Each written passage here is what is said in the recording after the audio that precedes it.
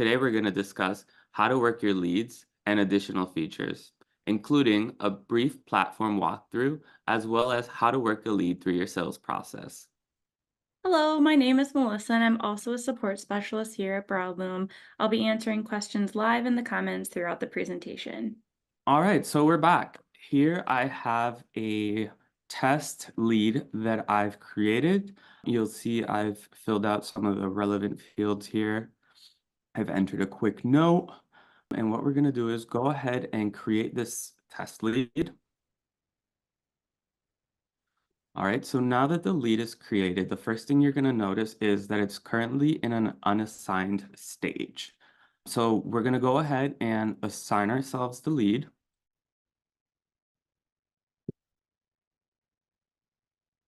Now that the lead is assigned, you'll notice that the stage has changed to an accepted stage. So the first thing we're going to do is we're going to go ahead and jump right in and change the stage on this lead. All right, so we're going to keep the lead assigned to me. And for its new stage, we're going to go ahead and bring it to the contacted stage.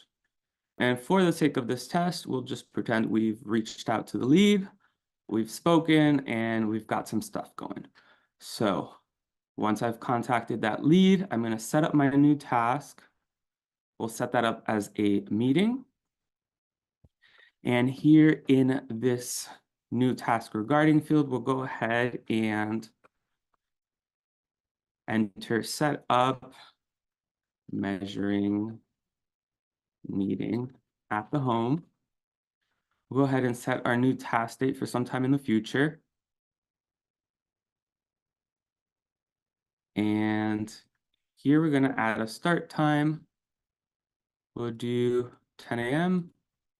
And ideally, we would like this task created by 6 p.m. Go ahead, set the time, the end time. And then let's go ahead and enter a note.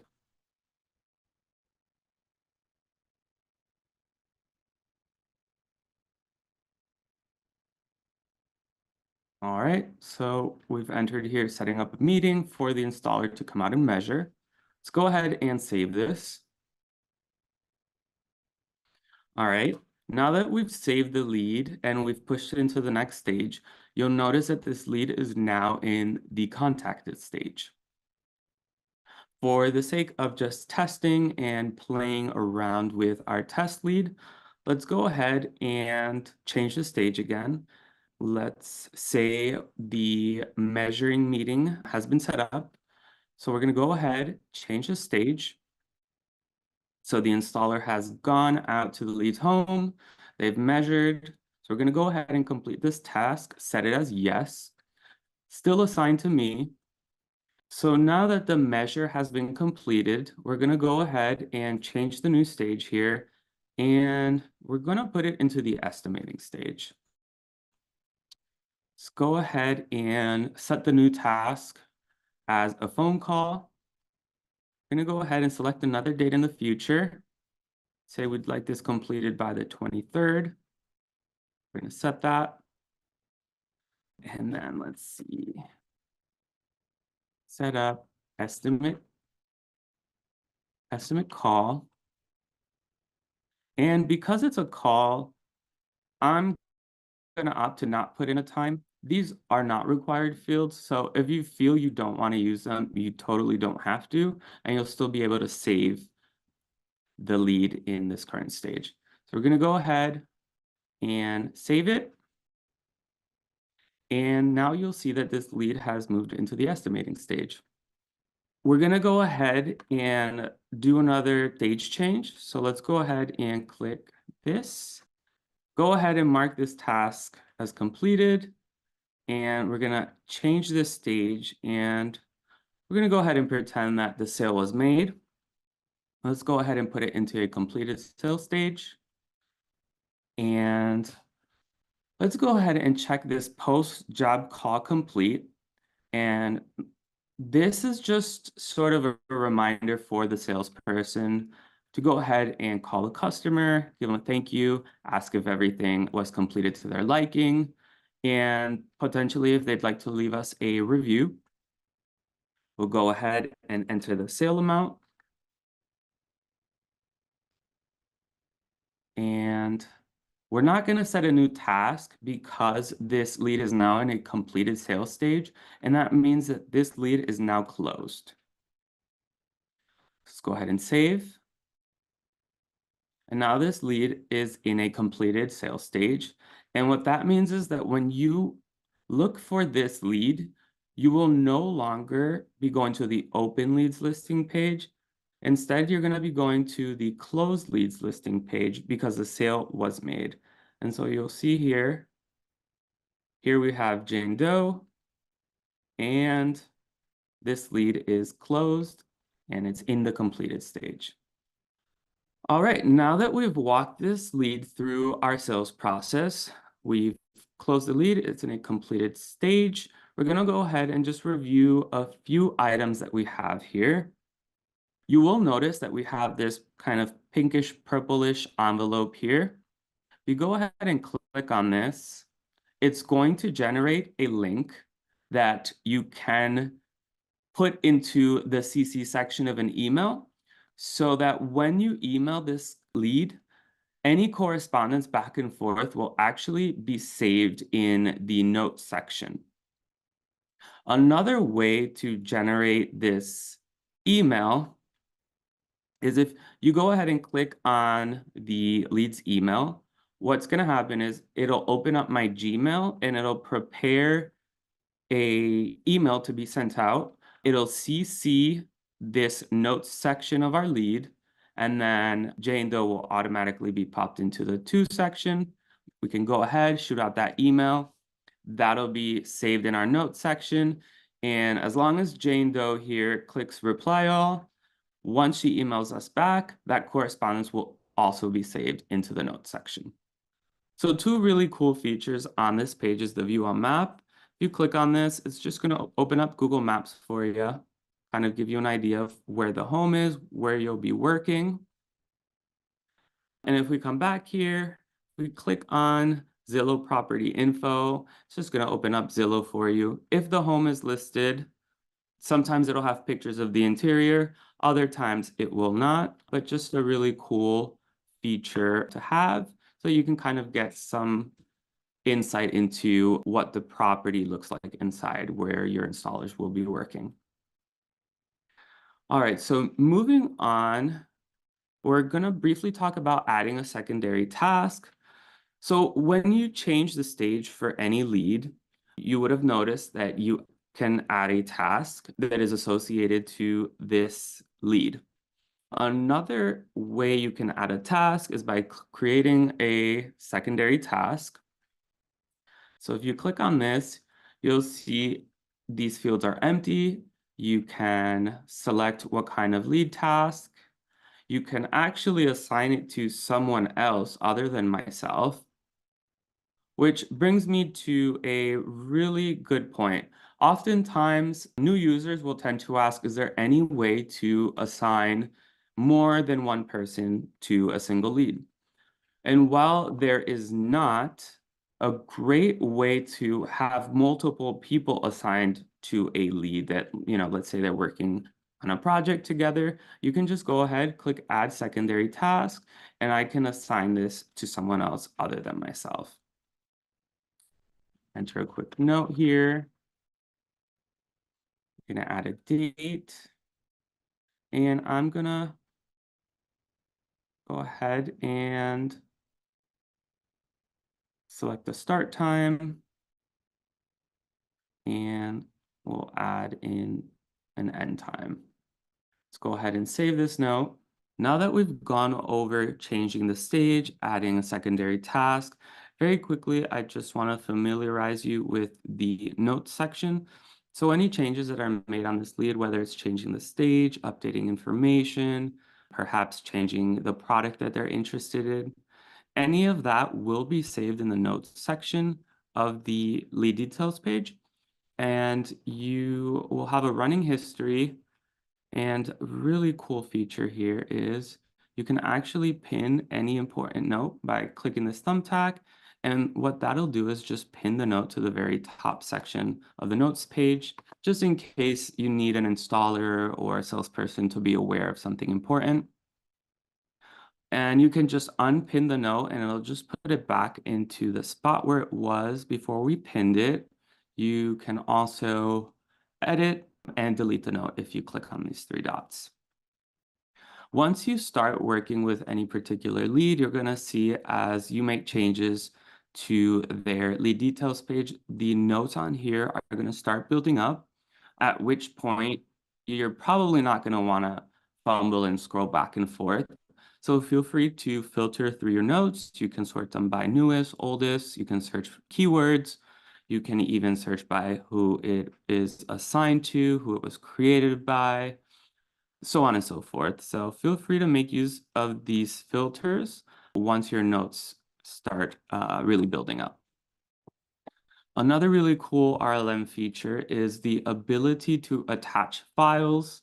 It's pretty straightforward. On this page, you can upload PDFs, you can add JPEGs, Word docs, pictures from the site, contracts. And if your installer or if your salesperson is on the road, they can access all of these files from their mobile phone. So another cool feature on this page is our samples page. So if you go ahead and click add sample, you'll see some fields. These are predefined, so we can't change them, but feel free to use only the fields that you deem are relevant. Just for the sake of testing, I'll add some information here. We'll do hardwood, enter some numbers. Here we go. Add a price quoted. So once I enter the amount here, you can actually change the status of this sample. So whether it's with the customer, it's on order, no return, we're going to say it's with the customer. I'm going to go ahead and just select add sample, close. And here you will see the sample information, the brand, price quoted. And what's really cool about the sample page is that once you have that sample back, or whether it hasn't been returned, you can just click on here and you can check the sample back in. You can say no return, and you can say on order. And I'm just going to show you guys very quickly what the samples listing page looks like. So very similar to leads and tasks, it's broken up by the different statuses. So with customer, on order, returned, all. And this is just a running page of all of your samples, where they are, who they're with. For example, this one's with customer. If we want to come here, we can check it back in. So now that you know how samples work, let's go back to the lead that we've been working with, which was Jane Doe. All right, here she is. So just a few more things to go over on this page. If you have any repeat customers, create lead from a lead is a great feature just to save you a little bit of time. Pre-fills all of the information, and you can just go ahead and hit create lead. All right, and what I'm going to do is I'm going to go ahead and assign myself this lead.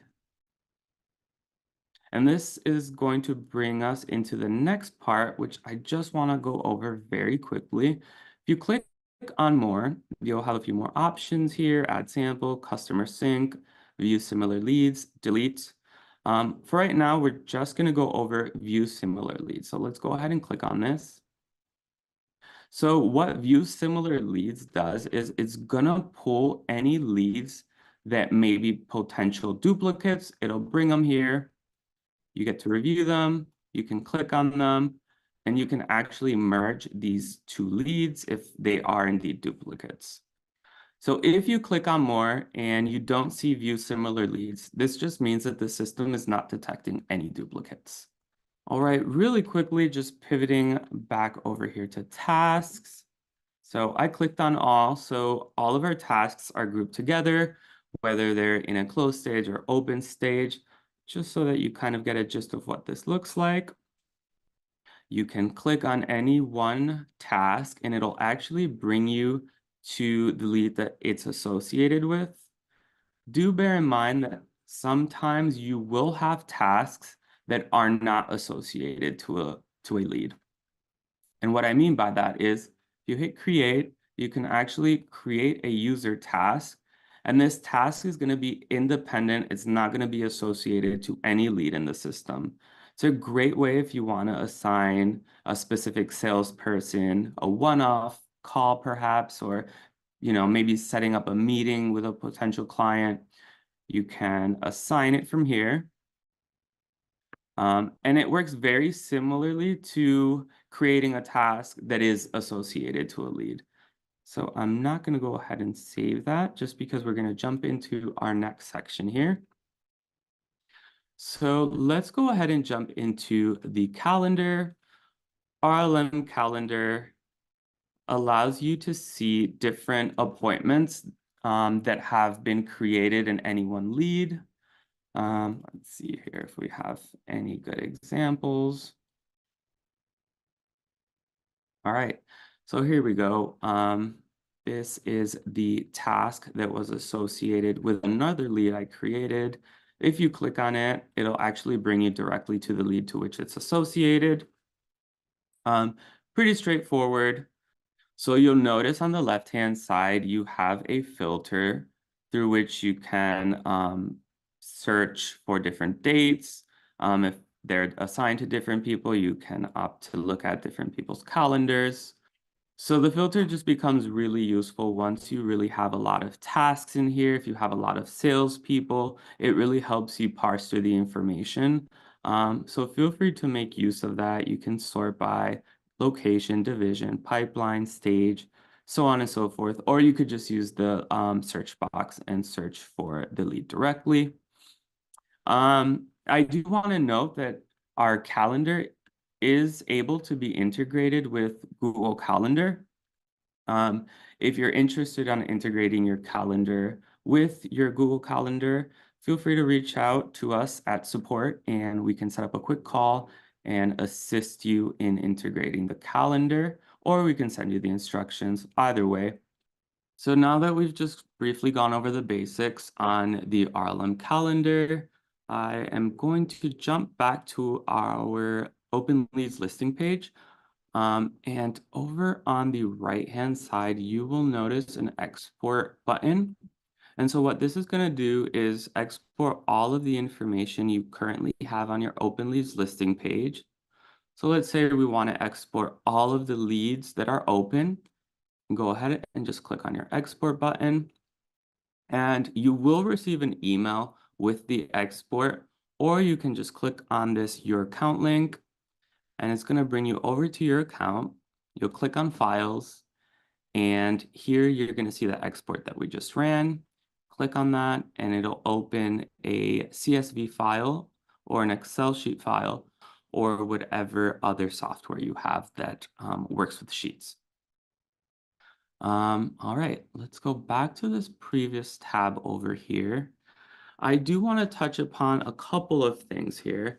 So you will notice this edit columns button. Oftentimes, a lot of new users will want to come in here and like rearrange the position of these columns.